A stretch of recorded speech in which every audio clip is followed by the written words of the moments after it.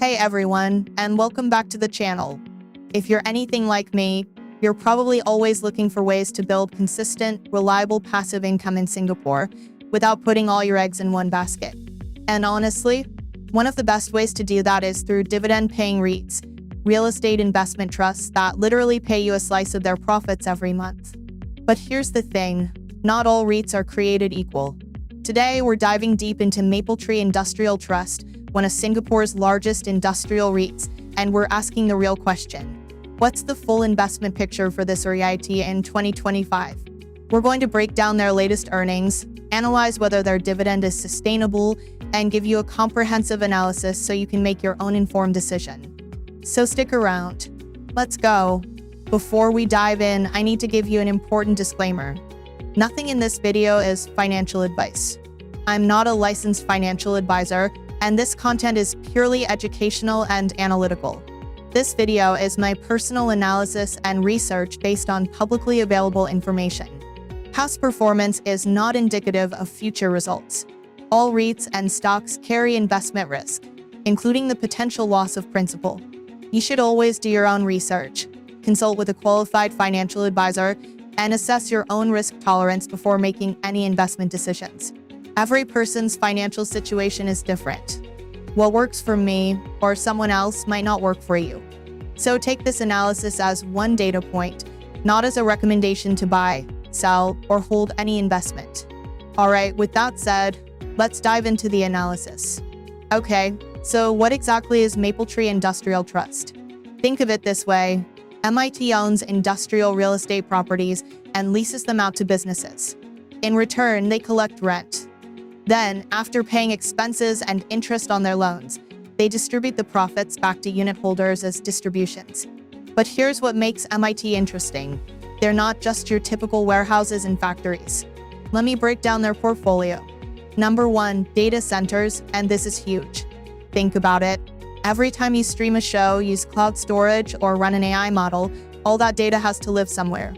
MIT owns over half its portfolio, about 55%, in data centers, spanning Singapore, North America, and Japan. This is the significant part of their portfolio because AI and cloud computing are booming right now. Number 2, high-tech buildings and industrial facilities. These are specialized spaces for advanced manufacturing, semiconductors, biotech, and precision engineering. Singapore's government is investing heavily into these industries, and MIT is positioned to capture that demand. Number 3, geographic diversification. MIT has properties across Singapore, North America, and Japan. This geographic spread provides exposure to 3 major economies, though as we'll see in a moment, their North American portfolio currently presents some challenges. So to summarize, MIT is fundamentally a play on 3 trends: AI and cloud computing, advanced manufacturing in Singapore, and global real estate diversification. All right, let's look at the most recent earnings report from September 2025. Here's what we need to know. The results showed a mixed picture. The headline number? Distribution per unit, or DPU. MIT paid out approximately 3.18 cents per unit in the second quarter of 2025, and here's what's important to note. That was down 5.6% year over year. If you own 10,000 units, a year ago you'd receive about $33.70 per quarter. Today, you're getting around $31.80. So, the distribution per unit declined compared to the previous year. That's something to keep in mind. Why did the decline happen? 3 big reasons. First, no divestment gains. Last year, MIT sold a property called Tanglin Halt for a profit. This year, they didn't have similar gains. That inflated last year's numbers, so the comparison looks weaker this year. Second, they divested more properties. In August 2025, MIT sold 3 Singapore industrial properties for $547 million. While this reduces debt, it also means less rental income from those sold buildings going forward. Third, interest rate environment. Even though MIT has kept most of its debt on fixed rates, some interest expenses remain elevated. Additionally, a joint venture in data centers, the Mapletree Rosewood Venture, saw its distribution drop over 40% year over year due to refinancing at higher rates. To balance this, rental performance in Singapore has shown strength. MIT reported positive rental reversions on lease renewals, about 6.2% in Singapore.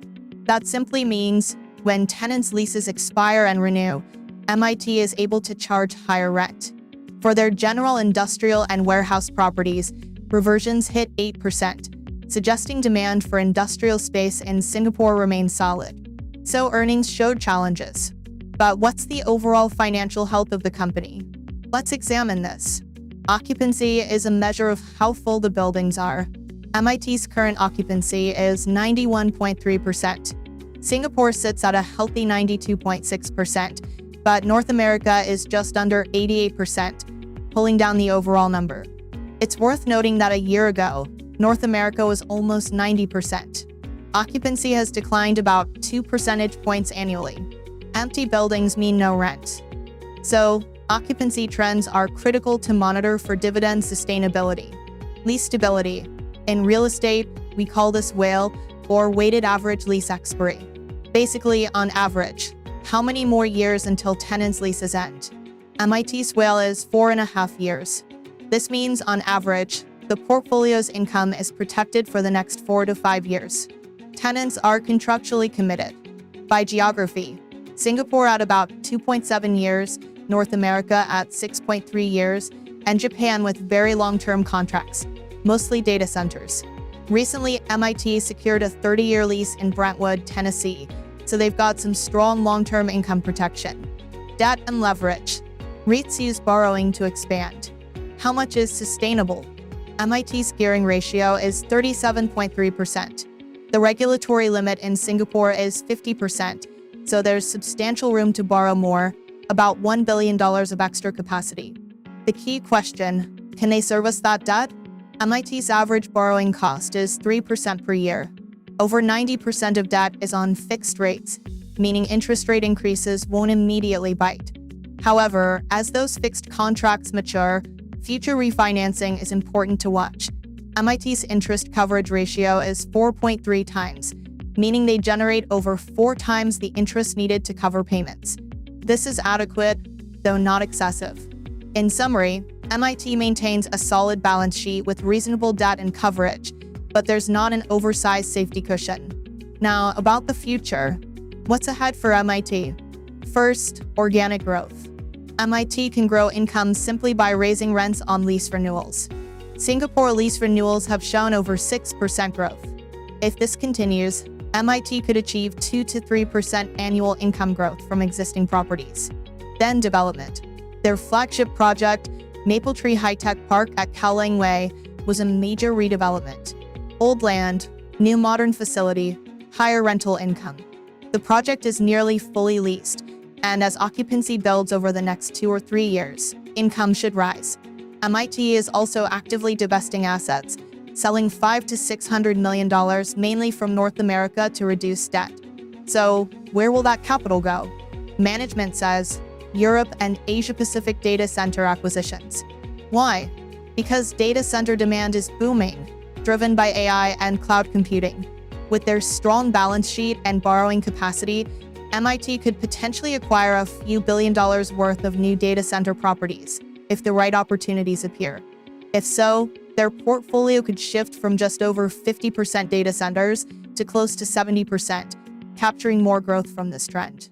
Industry forecasts suggest 20 to 30% annual growth in data center capacity in Asia through 2030. MIT is positioned for this, if they execute well. Time to zoom out for the investment considerations. Currently, MIT trades at roughly $2.13 per unit, with an annual distribution of about 13.57 cents, or a yield of 6.4%. That's higher than the Singapore 10-year bond, and also higher than many REIT peers. MIT's price to net asset value, or PNAV, stands at 1.18 times, so the market prices MIT at 18% above its underlying portfolio value. That's middle of the road, not a raging bargain, not wildly overpriced. Key risks to think about. Interest rates. If rates remain high, refinancing could get expensive. North American portfolio risks. Declining occupancy could put more pressure on earnings. Capital deployment risk. Future growth hinges on buying quality data center assets at fair prices. Foreign exchange volatility. A substantial chunk of MIT income comes from the US, so dollar swings matter. Occupancy in North America needs to stabilize for confidence to improve. What should investors watch?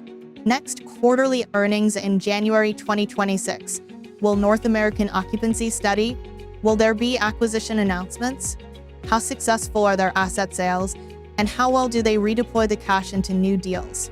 And ultimately, can current distributions be sustained or even grow as the portfolio transitions? So, pulling this together, what's the full picture for Mapletree Industrial Trust? MIT operates 3 core segments: data centers, Singapore Industrial, and North American Industrial Properties. Recent earnings showed a decline in the distribution per unit, mainly on divestments, interest rates, and North American headwinds. But Singapore assets and rental reversions are strong, balance sheet is solid, and data center trends are fundamentally positive. The real opportunity for MIT hinges on whether management can successfully reposition the portfolio, divesting lower-yielding assets, acquiring higher-growth data centers, and keeping occupancy steady. For current unit holders, distributions are competitive and relatively stable in the short term, but monitoring results for signs of improvement is key. For those considering MIT, the decision really depends on personal risk tolerance and investment goals. The data center megatrend is compelling, but execution is critical. Growth-focused investors might want to wait until the transition is well underway. In any case, every investment decision should be based on your own research, situation, and goals. All right, that's the full analysis of Mapletree Industrial Trust. I hope this deep dive helps you understand the business, the opportunities, and the risks.